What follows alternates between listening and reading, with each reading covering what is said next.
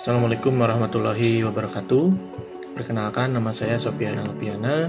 Saat ini saya sebagai dosen di program studi Teknik Informatika Universitas Komputer Indonesia Bandung. Pada kesempatan hari ini saya ingin menyampaikan dalam video ini bertujuan untuk melengkapi persyaratan pengajuan sertifikasi dosen pada tahun 2025, yaitu untuk melengkapi pernyataan diri dosen dalam unjuk kinerja Tridharma Perguruan Tinggi atau PDD UKT PT yang pada bagian ini pada bidang pengajaran. Pada bidang pengajaran saya mengampu beberapa mata kuliah, diantaranya ada infrastruktur teknologi big data, kemudian keamanan big data, animasi dan multimedia, praktikum hardware komputer, dan juga pemrograman bahasa Android. Nah, pada kesempatan kali ini untuk melengkapi video persyaratan untuk sertifikasi ini, saya akan menampilkan salah satu materi pengajaran, yaitu pada mata kuliah animasi dan juga multimedia. Untuk mata kuliah ini pada kurikulum sebelumnya itu adalah bernama dengan sistem multimedia, tetapi pada kurikulum baru itu sudah berganti nama menjadi mata kuliah animasi dan multimedia.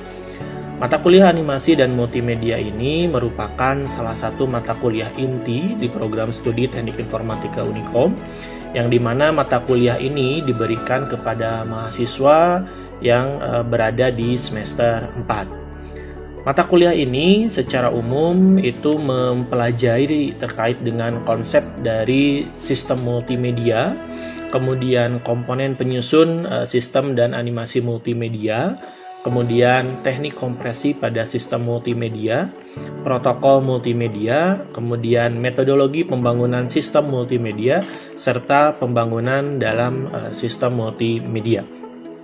Mata kuliah ini berjumlah SKS sebesar 3 SKS yang digunakan seluruhnya untuk mata kuliah secara teori.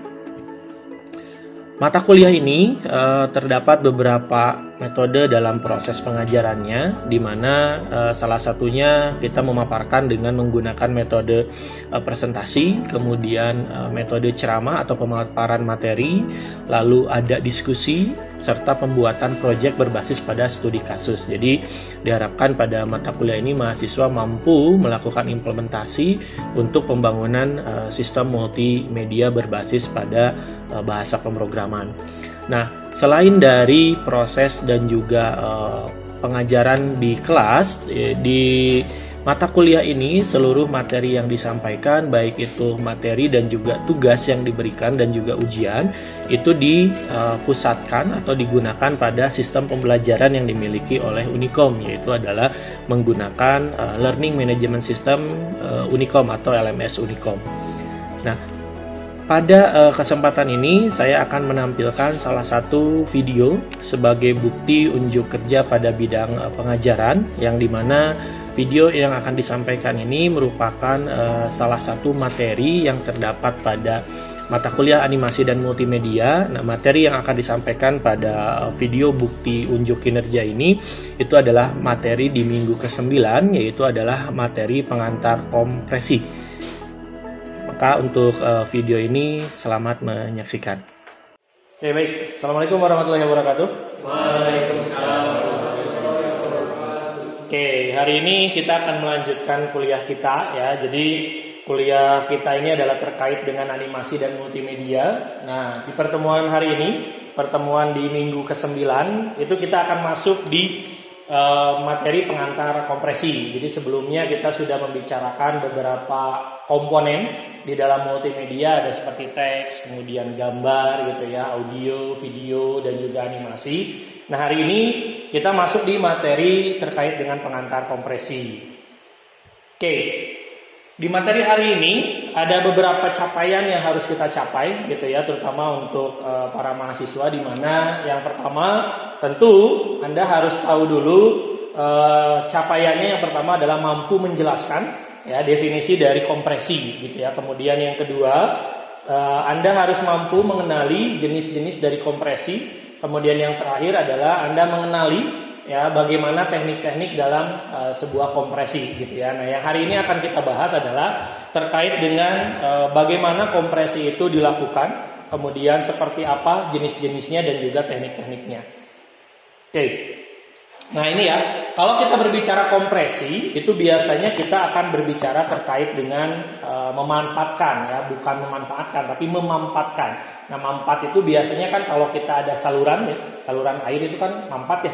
Nah, itu biasanya adalah aliran yang tadinya gede itu kemudian menjadi kecil. Nah, itu kan berarti mengecilkan. Nah, tujuan dari kompresi ini yang pertama adalah memampatkan atau mengecilkan ukuran. Nah, di mana untuk mengecilkan ukuran tersebut kita perlu menggunakan beberapa tahapan gitu ya. Nah, jadi sehingga kompresi data ini itu biasanya kita sebutkan sebagai proses mengkodekan informasi, yang dimana informasi-informasi ini biasanya itu informasi yang tidak terpakai, artinya informasi yang data-datanya itu sangat rendah, sehingga pada saat representasi ini biasanya tidak terkodekan atau biasa kita sebut dengan noise biasanya. Nah, noise itu akan kita buang sehingga nanti akan mempengaruhi ukuran data gitu ya. Nah, di mana sederhananya ini adalah untuk mengecilkan ukuran dengan menghilangkan beberapa unit yang tidak perlu gitu ya. Nah, sebetulnya kita itu sudah pernah melakukan gitu ya kompresi tersebut ya, di mana kompresi paling sederhana adalah menyingkat kata-kata gitu ya. Kalau misalkan dulu terbatas di SMS gitu ya, kalau kita ngisi SMS gitu ya kan suka ada karakter yang terbatas. Nah, karakter terbatas itu sebetulnya kita sudah melakukan proses kompresi. Artinya kompresi ini menyingkat kata-kata yang sudah umum seperti saya gitu ya, kemudian yang jadi YG gitu kan. Nah, ini adalah proses kompresi data. Artinya data yang tadinya banyak kemudian kita kecilkan, otomatis akan mempengaruhi ukuran. Nah, itu adalah proses kompresi data. Nah, selain itu, kalau kita berbicara kompresi data, tentu akan ada kaitannya terhadap pengiriman data. Jadi bagaimana data-data tersebut itu akan dikirimkan. Semakin besar tentu kita akan membutuhkan sumber daya yang besar. Maka semakin kecil kita akan lebih mudah untuk mengirimkan data. Nah, poin pertamanya adalah pengiriman data pasti harus dilakukan antara pengirim dan juga penerima.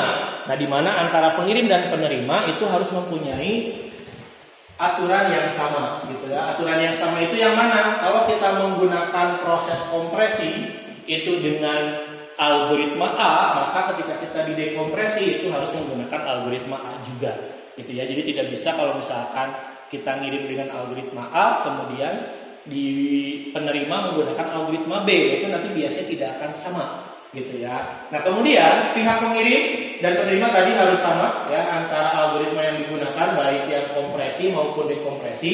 Nah, sehingga tujuannya data yang dikirimkan itu akan terbaca dengan benar gitu ya. Jadi proses kompresi ini dua-duanya antara pengirim dan penerima itu harus sama ataupun harus sinkron gitu ya.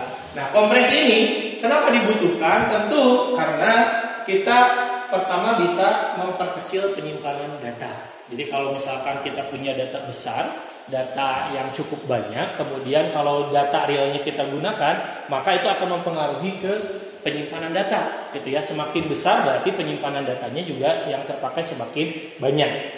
Kemudian yang kedua, mempercepat pengiriman data. Semakin kecil datanya tetapi tidak mengindahkan kualitasnya, maka di sini juga kita bisa mempercepat pengiriman data gitu ya.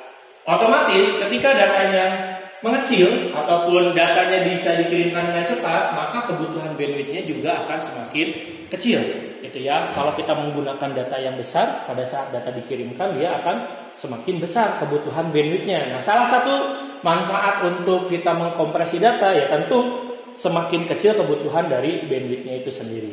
Nah, beberapa untuk teknik kompresi yang kita lakukan, kita bisa melakukan teknik kompresi di beberapa komponen multimedia, seperti kita bisa kompresi di teks, kemudian kita bisa kompresi di gambar ataupun citra, kemudian kita bisa kompresi di audio maupun juga di video.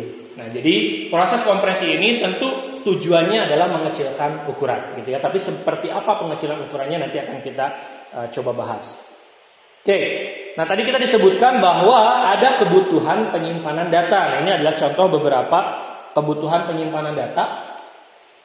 Nah, ini contohnya kalau kita menggunakan teks, ya, kita menyimpan data teks selama 1 detik dengan ukuran resolusi itu 640 dikali dengan 480, maka ini kita bisa hitung masing-masing kebutuhan untuk penyimpanan datanya, gitu ya. Per karakternya itu kita bisa menggunakan karakter termasuk karakter ASCII, itu adalah kapasitasnya itu ataupun ukurannya adalah 2 byte.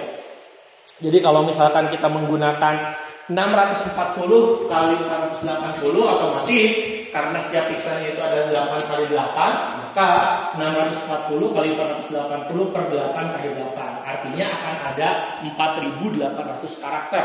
Nah, tentu 4.800 karakter ini itu dikalikan tadi adalah 2 byte masing-masingnya. Maka 1 detik ini data kita 1 detik untuk kebutuhan data teks itu bisa menyimpan sebesar 9.375 kilobyte. Ya, kalau 1 data saja sudah 9.375, semakin banyak datanya, itu maka otomatis data ini akan semakin membengkak. Nah, maka proses kompresi akan dibutuhkan. Gitu ya. Ini adalah di kebutuhan data teks. Bagaimana kalau misalkan kebutuhan data gambar? Nah, untuk di resolusi yang sama, selama 1 detik juga untuk data gambar itu kita bisa representasikan, gitu ya. Dimana 1 gambar ini itu biasanya membutuhkan 500 baris. Nah, setiap barisnya itu tentu ada yang namanya horizontal, vertikal, gitu ya. Nah, itu masing-masing adalah 8 bit. Nah, jadi kalau misalkan kita hitung masing-masing per bitnya, kurang lebih dari 500 baris ini kita akan membutuhkan ukuran sebesar 1,65 kilobyte, gitu ya. Jadi kebutuhan data tadi itu teks itu cukup besar, gitu ya. Ada di 9.375 kilobyte, sedangkan untuk 1 grafik itu membutuhkan 1,65 kilobyte. Ya, ini baru grafik ya, bukan gambar. Nah, kalau gambar yang menggunakan citra ataupun displaynya, nah ini adalah menggunakan dengan contoh yang displaynya, gitu ya. Jadi artinya ada warna, ya, warna yang kita gunakan biasanya basically dari RGB, gitu ya, red, green, blue. Nah, di mana itu kalau kita hitung masing-masing, ini hasil hitungannya dari 640 dikali 480 ukurannya, itu nanti akan menyimpan kurang lebih 300 kilobyte. Gitu ya. Artinya apa? Artinya kita masing-masing akan membutuhkan penyimpanan data, baik itu dalam segi data teks, kemudian data grafik, dan juga terakhir adalah di data gambar, gitu ya. Nah, tentu di sini nanti kita akan lihat bagaimana kalau misalkan dalam 1 detik media penyimpanannya seperti audio. Nah, ini audio, ya, gitu. Audio juga kita bisa simpan, gitu ya. Nah, kalau di sini contohnya untuk yang sinyal audio, kalau samplingnya 44 kHz, gitu ya, dengan kuantisasi 16 bit, nah maka kita akan menyimpan kurang lebih di kisaran 88.200 byte untuk 1 detik saja, gitu. Jadi otomatis semakin banyak data-datanya, baik teks, gambar, audio, bahkan mungkin video dan juga animasi, maka akan semakin banyak media penyimpanan data yang dibutuhkan, gitu. Nah, jadi kalau kita ingin menggunakan proses kompresi, tentu ada beberapa tahapan-tahapan atau teknik-tekniknya. Nah, sekarang kita akan lihat bagaimana jenis-jenis kompresi. Jadi kalau kompresi itu sebelum kita lakukan kompresi itu kita ada beberapa jenisnya. Nah, ini adalah beberapa jenis kompresi datanya. Jadi kalau misalkan ada 2 jenis. Yang pertama itu adalah kompresi dengan mode penerimaan manusia. Kemudian yang kedua adalah berdasarkan output. Nah, yang paling banyak digunakan sebetulnya ada di bagian output. Ya, gitu. Jadi jarang kita melakukan kompresi dengan menggunakan tahapan yang pertama, gitu ya. Karena apa? Karena biasanya sekarang ya rata-rata pasti sudah dalam pendengaran manusia gitu ya, sudah dalam mode penerimaan data manusia gitu ya, mau bentuknya dialog mode ataupun retrieval mode.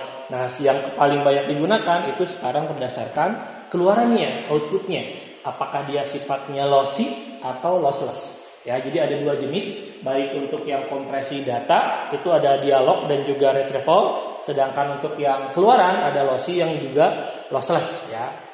Oke, kita lihat untuk yang dialog mode dulu. Kalau dialog mode ini sama seperti kalau kita video conference ya. Jadi contohnya video conference di mana nanti data yang dikirimkan dengan data yang diterima itu tentu secara real time. Nah, biasanya proses kompresi ini tentu harus didasarkan pada kemampuan kita untuk melihat. Jadi kalau misalkan kita lagi nge-zoom ya video conference, biasanya kan suka ada turun kualitas tuh. Nah, turun kualitasnya itu biasanya apakah masih dalam batas untuk manusia itu mendengar dan melihat atau tidak. Kalau misalkan masih, ya berarti itu termasuk dalam mode dialog mode gitu ya. Nah, biasanya ada waktu tunda ataupun delay yang diperbolehkan gitu ya. Jadi kalau Anda sedang menggunakan Zoom, itu biasanya suka lama tuh ada delaynya. Nah, ada delay standarisasinya. Jadi kalau kita membangun sebuah aplikasi untuk menggunakan proses seperti video conference ini, itu ada waktu tunda yang tidak boleh lebih dari 150 milisecond. Gitu. Kalau misalkan lebih bagaimana? Nah, kalau lebih maka otomatis aplikasinya itu buruk atau jelek. Gitu. Nah, di mana nanti untuk waktu tunda ini 150 itu dibagi menjadi 50 milisecond untuk proses kompresi dan dekompresi dan 100 milisecond untuk mentransmisikan. Nah, sebetulnya kalau ini kita bisa memodifikasi dengan proses kompresi data, maka 100 milisecond ini bisa kita percepat.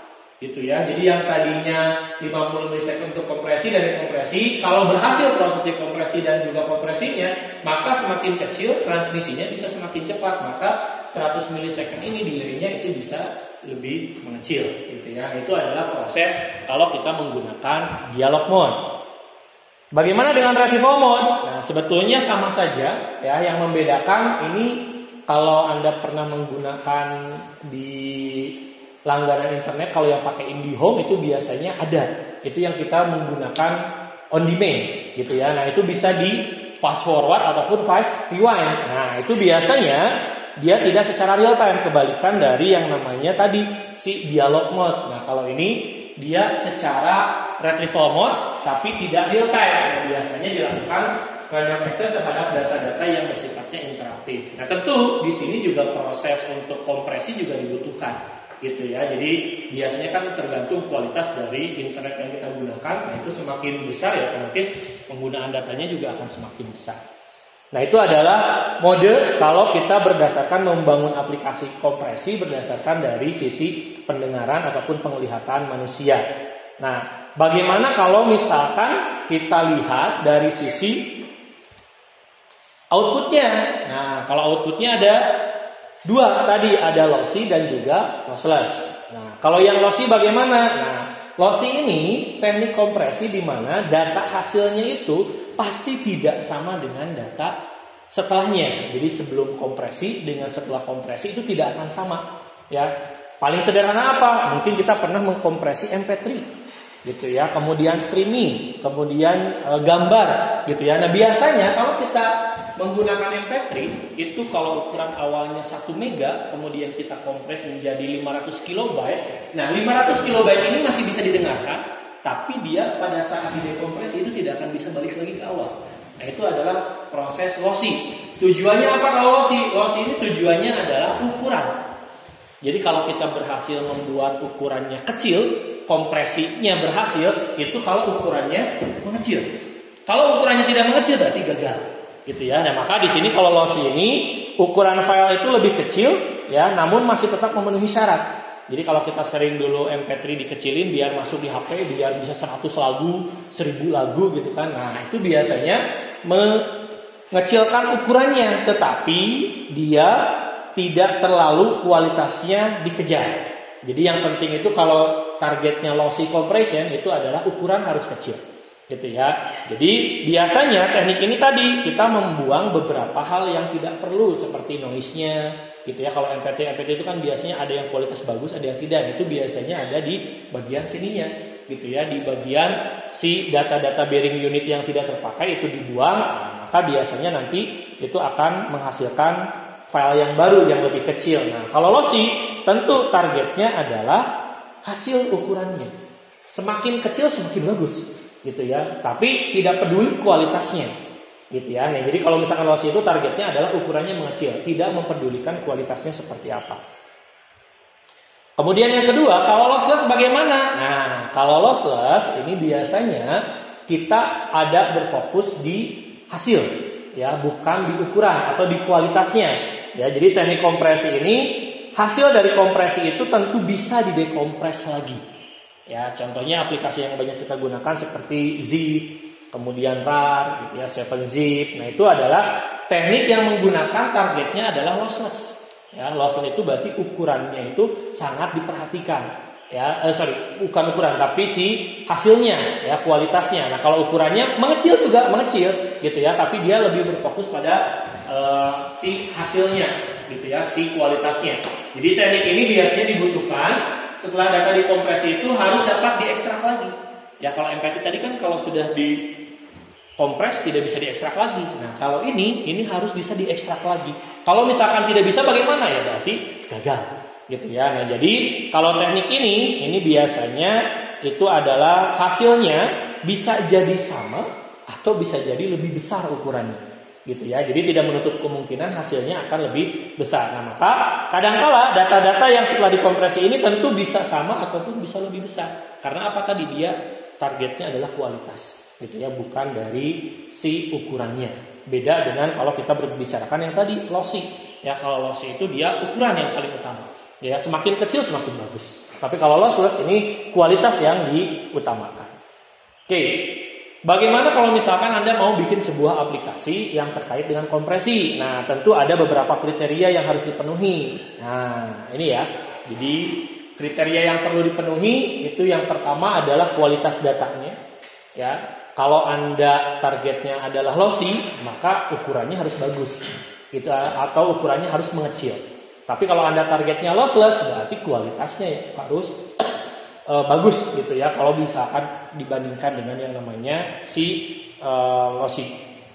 Oke, kemudian kecepatan, ya, jadi kecepatan juga berpengaruh, gitu ya, efisiensi. Nah, jadi ada yang kalanya si algoritma ataupun aplikasi yang Anda bangun untuk kompresi itu biasanya kecepatannya bagus, rasionya bagus, efisiensi bagus. Nah, itu bisa target sebagai parameternya. Kemudian ketepatan. Nah, tadi kalau Anda menggunakan lossless itu harus tepat, gitu ya, pada saat dikompresi dengan setelah didekompresi itu biasanya hasilnya minimal harus sama. Ya, tidak boleh hasilnya buruk, gitu ya. Hasilnya harus sama. Kalau ukurannya lebih besar tidak masalah, tapi hasilnya masih harus tetap sama. Nah, ini adalah kriteria yang harus dipenuhi kalau kita menggunakan algoritma kompresi. Ada beberapa klasifikasi teknik yang bisa kita gunakan. Ya, di sini sekilas untuk klasifikasi tekniknya. Ada yang menggunakan entropi, kemudian ada yang menggunakan source coding, dan juga ada yang menggunakan hybrid. Ya, kalau entropi bagaimana? Kalau entropi ini sifatnya lossless.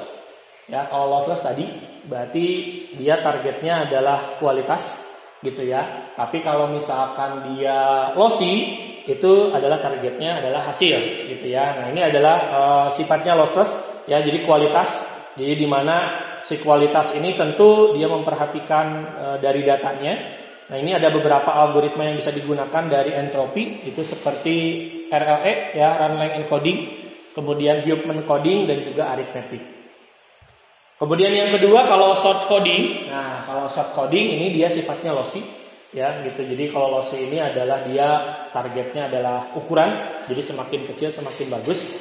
Nah, ini biasanya berkaitan dengan data semantik, gitu ya. Nah, kemudian untuk algoritmanya ada pakai transformation, ya, gitu. Kemudian pakai layer coding, gitu ya, ataupun pakai vector quantization. Nah, kalau yang hybrid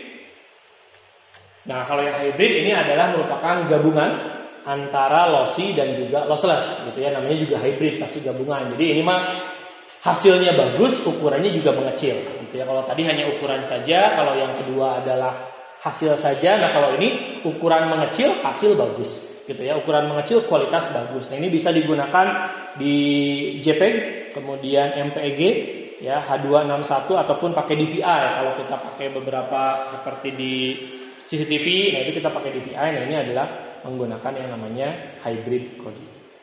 Nah, jadi untuk beberapa yang bisa kita lakukan tadi ya. Jadi untuk di materi hari ini yang bisa kita ambil simpulkan, yang pertama adalah kompresi itu tentu targetnya adalah mengecilkan ukuran, tapi balik lagi pengecilan ukurannya akan seperti apa dan bagaimana. Kemudian yang kedua itu kita outputnya mau kemana? Mau output berdasarkan penglihatan manusia, atau yang kedua berdasarkan yang namanya output dari hasilnya. Ya, tadi kalau hasil ada dua, ada lossy dan juga ada lossless gitu ya. Nah, itu yang perlu kita perhatikan gitu ya. Beberapa teknik tadi bisa menggunakan hybrid coding, kemudian entropy gitu kan, ataupun source coding. Nah, itu bisa tergantung kebutuhan kita masing-masing.